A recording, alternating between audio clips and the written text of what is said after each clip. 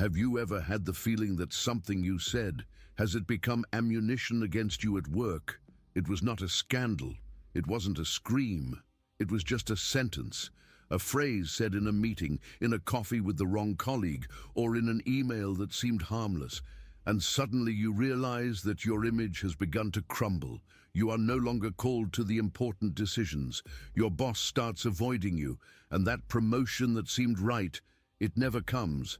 The truth is hard. The corporate environment is a minefield disguised as a modern office, and every word you utter can be used against you by someone who smiles in front of you and digs your fall in the back. Today I'm going to reveal 7 phrases you should never say at work, but number 3 is the most common, the most destructive, and the most talked about by those who still don't understand how the corporate game works.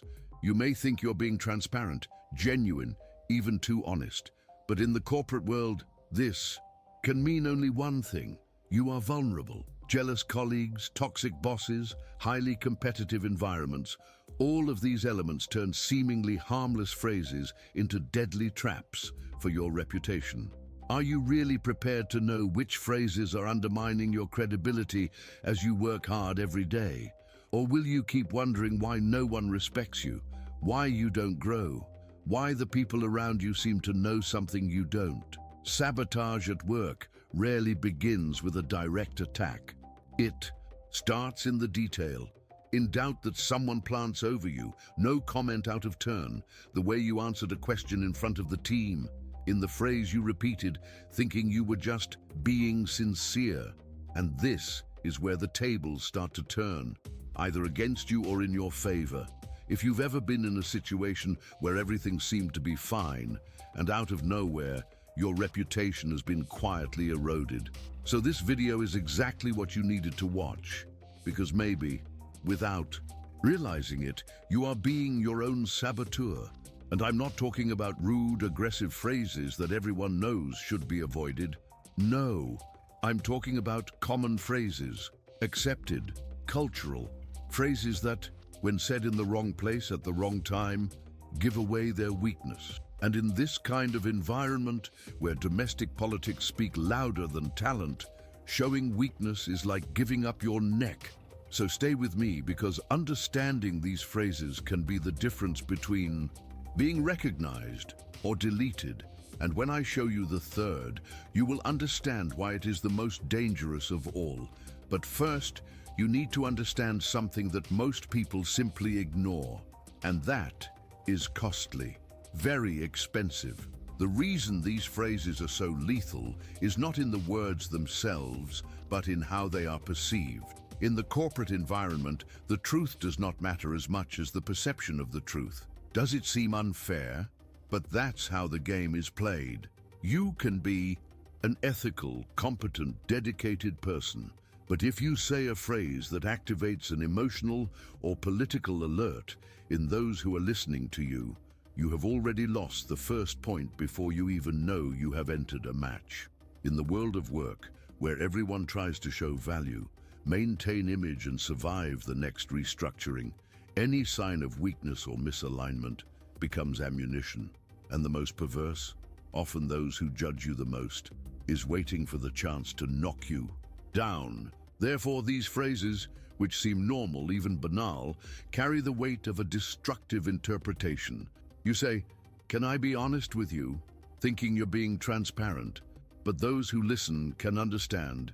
He's going to criticize me. He thinks he knows better. And that's it.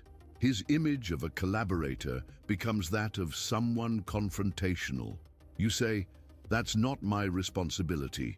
And for you, it's just a clear limit. But for those who listen, you have just shown yourself to be inflexible, without team spirit, perhaps even lazy. You see, you haven't lost your technical value. You have lost invisible social points. And that, in the workplace, is the beginning of the end. The problem is that no one teaches you that. No college, no onboarding training, no company manual says, "Hey, watch out for that phrase, it can make you isolated." You only realize it when you are already suffering the consequences. When the invitations start to disappear, when Opportunities pass you by as if you were invisible, when your credibility slowly dissolves and you don't understand why. And here comes another cruel point of this game. Manipulation at work does not always come from obvious people. Sometimes the saboteur is the colleague who seems to support you, who always praises you in front of everyone, but who repeats every distorted phrase of yours to the manager. And when you get to the lead, what you said is no longer what you said. That's what someone wanted his speech to mean. In the toxic environment, communication is not direct. It is manipulated, decoded, filtered by the interests of those who listen to you. And believe me, there are people who make a living from it. What for you is a simple observation, for this person is a breach. It's an opportunity to undermine your reputation and go one step further. There are professionals who have built entire careers by stepping on misinterpreted phrases of others. And the harder you work, the more it hurts to realize that your effort is worthless when someone twists what you say and plants the right doubt in the right person. And the scariest thing, this happens without shouting, without scandal, without confrontation. It's silent, discreet, almost invisible, but deeply corrosive, because once the perception about you is distorted, there is no point in arguing anymore. Everything you do will be read through the lens of judgment, and then you become the target, the colleague who complicates, the problematic employee. Even if you're right, this is where many people lose the war without even understanding that they were in combat. And that's why you need to be one step ahead. You need to understand the political power of language at work, knowing that the way you communicate can't just be spontaneous, it needs to be strategic. It's not about being fake, it's not about pretending. It's about knowing that every word is an investment or a ticking time bomb. And unfortunately, the people who suffer the most from this are exactly the ones with good intentions, because they think that at work it is enough to be good, just be honest, just deliver results. But the professional environment is not an equation of pure merit. It is a dispute of narratives.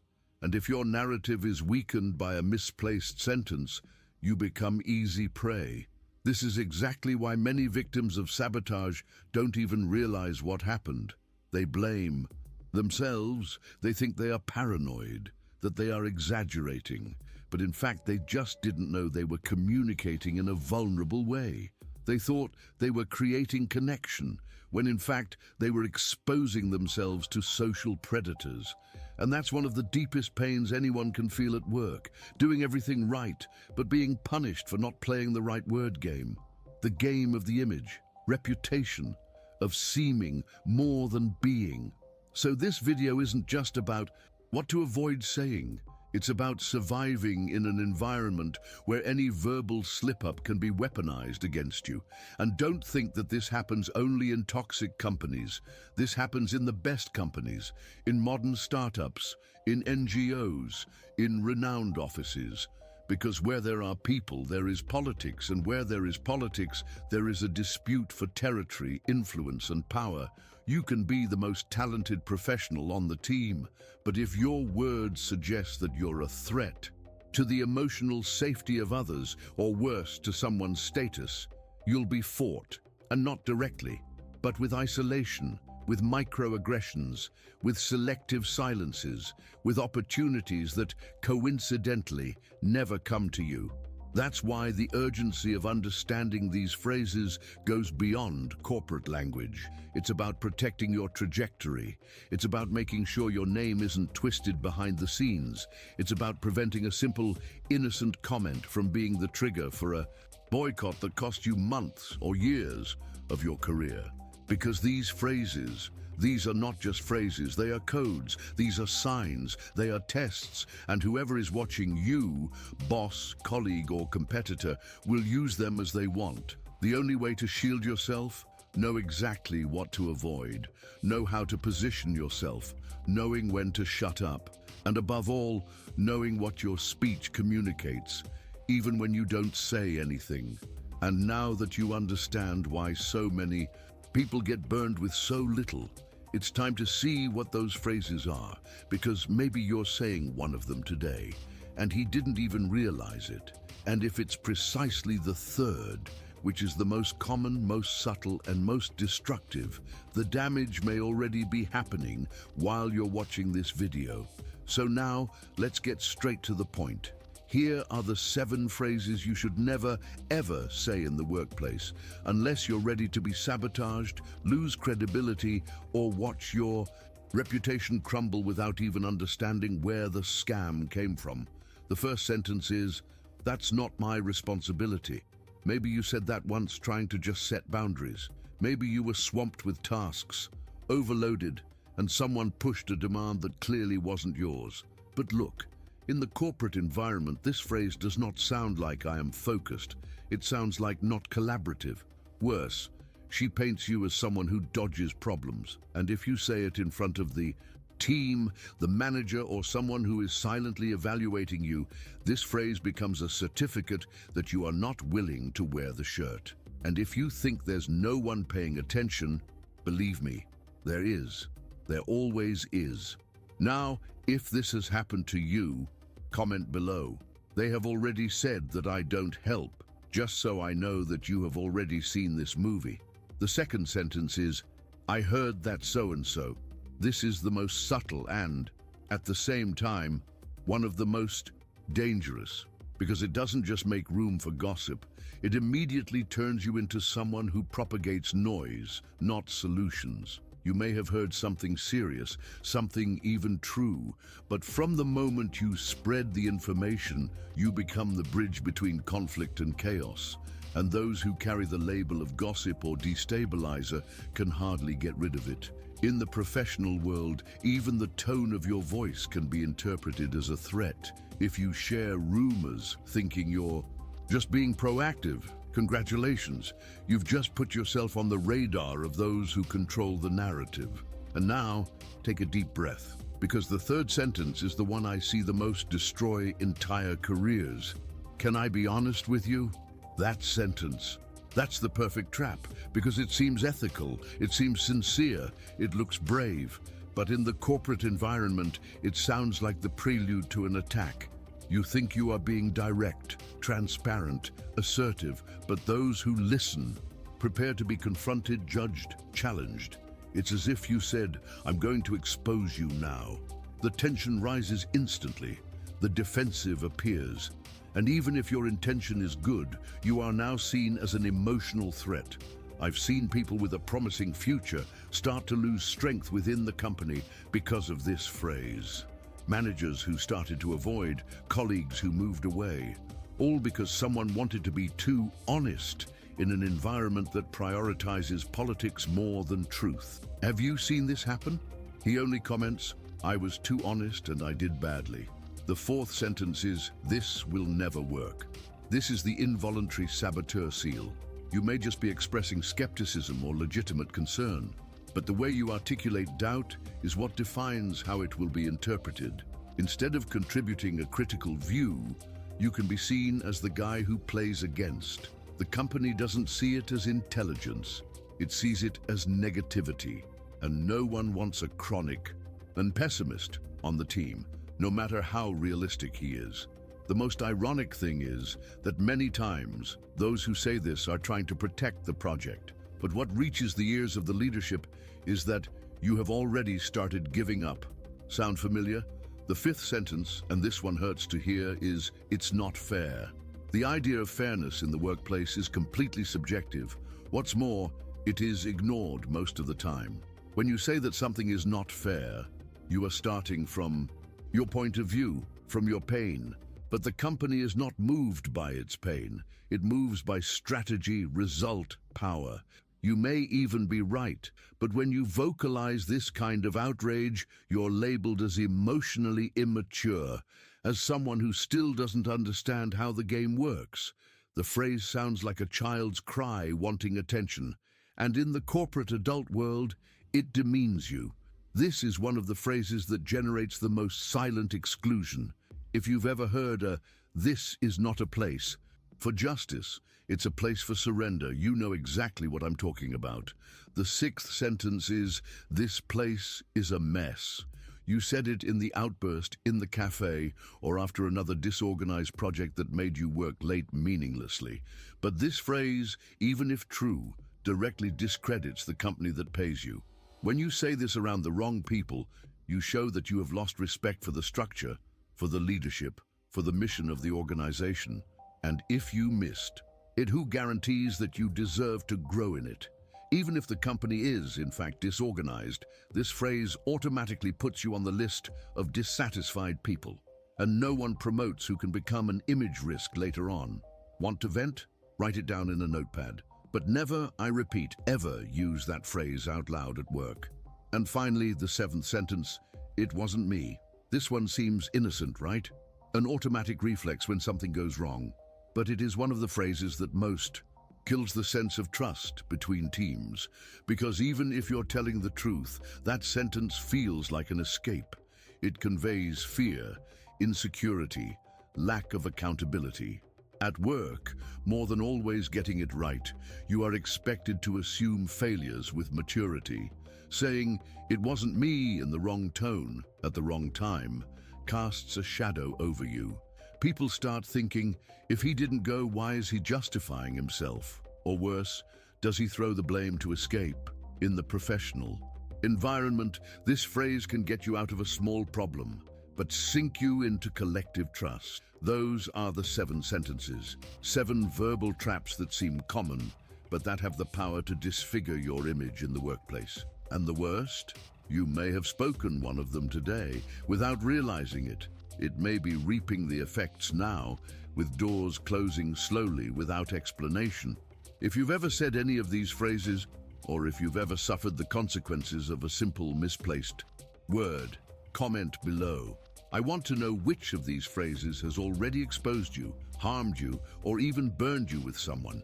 She writes like this: "The phrase that hurt me the most was," or just leave a warning symbol in the comments if you felt that chill listening to any of them, because now comes the most important part of all.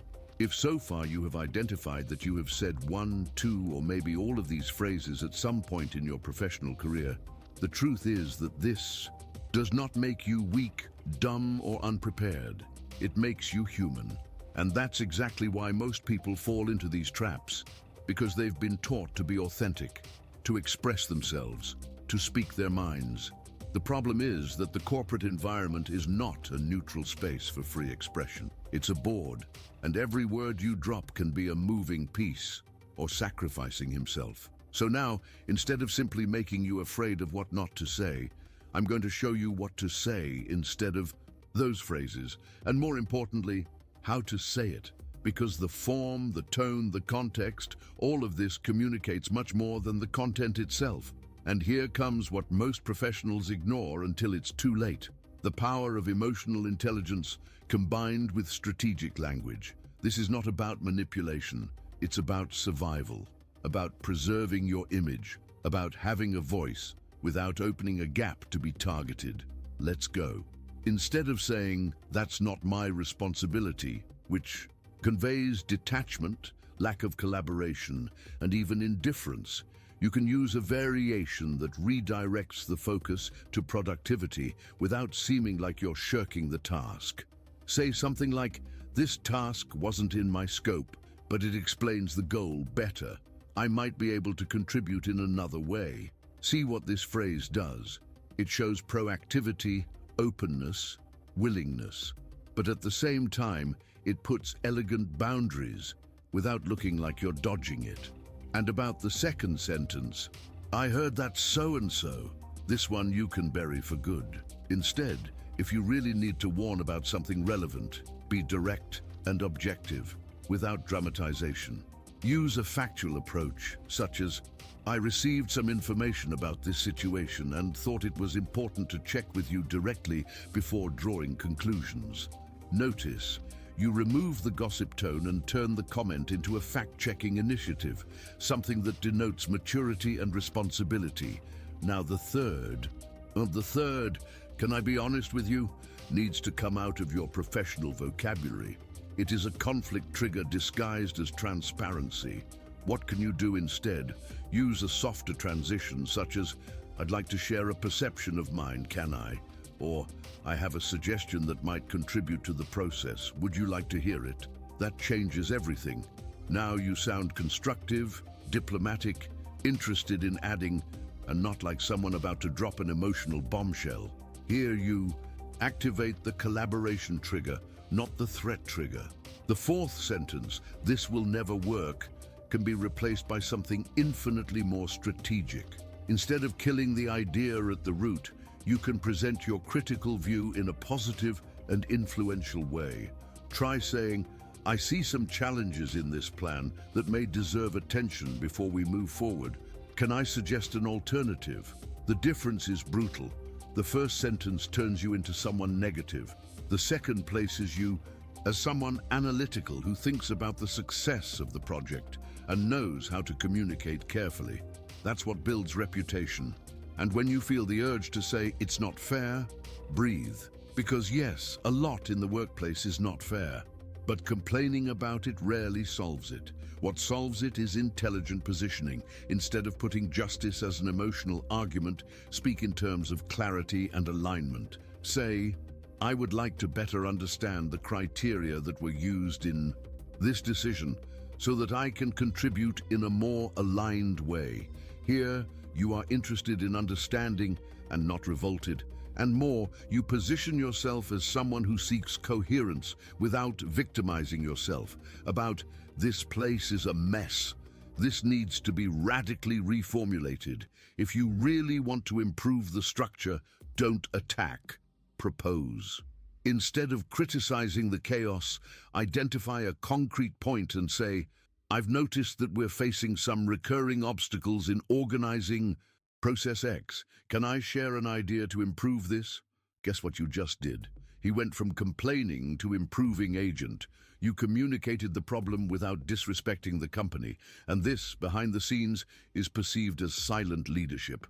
Finally, "It wasn't me." Yes, it may seem like just a reflex of self-defense, but you can replace that with something that demonstrates accountability, even if you weren't the direct cause of the problem. For example, "I had no direct involvement in this, but I am willing to help solve it." This simple change communicates that you are trustworthy, engaged, and mature. He doesn't run away. He does not omit himself. You act as part of the solution, even when it's not your fault. And believe me, this posture is rare, and for this very reason, valued. These substitutions are not magic formulas. They are conscious ways for you to position yourself intelligently and safely in an environment where everything you say can be analyzed, reinterpreted, and amplified. When you change language, you change perception. And when perception changes, you change the way you are treated. And this, yes, changes his professional destiny. And if you think it's hard to think of all these strategies when it's time for the heat of emotion, yes, it is. Because it requires self-control, training, social perception, and emotional mastery. But the more you practice, the more it becomes natural. And when it becomes natural, you stop playing other people's games and starts playing yours. Now I want to know from you, of these alternative phrases I showed, which one have you used? Which one surprised you the most? Or which one did you realize you should have used in that conflict that still bothers you? Right here in the comments. "I should have said that instead of," and completes with your experience. This type of exchange helps a lot of people who are going through exactly what you went through. And if you've never commented on a video, today is the day. Leave at least one if this made you rethink something in your way of communicating, because now it's time to go even deeper. Now that you have these tools in your hands, there are only two possible paths from now on. Either you continue to expose yourself, thinking that being natural and spontaneous is enough to be respected, or you choose the armor route. And I'm not talking about becoming a cold, inaccessible, mechanical person. I'm talking about becoming someone who understands the environment in which they are inserted, who knows how to communicate with strategy, with awareness, with emotional intelligence. Someone who knows how to protect himself and still stand out. Because at the end of the day, the game isn't about pleasing everybody. It's about not delivering ammunition into the wrong hands. It's about being respected without having to fight for respect. About building a solid reputation where your word carries weight. Not because it's higher, but because it's more accurate. Have you ever stopped to think about how much of your trajectory may have been affected by something you said without thinking? How many doors have stopped opening because, without knowing it, you have talked too much? Or did you speak the wrong way? Or did you talk to the wrong person? And now that you know that, are you going to keep throwing your words to the wind? How you communicate at work is one of the most underrated and most lethal factors when misused, and those who survive in complex, toxic, or highly competitive corporate environments are not those who work the most. He is the one who understands the invisible codes, micro decisions, the details that no one explains but everyone judges.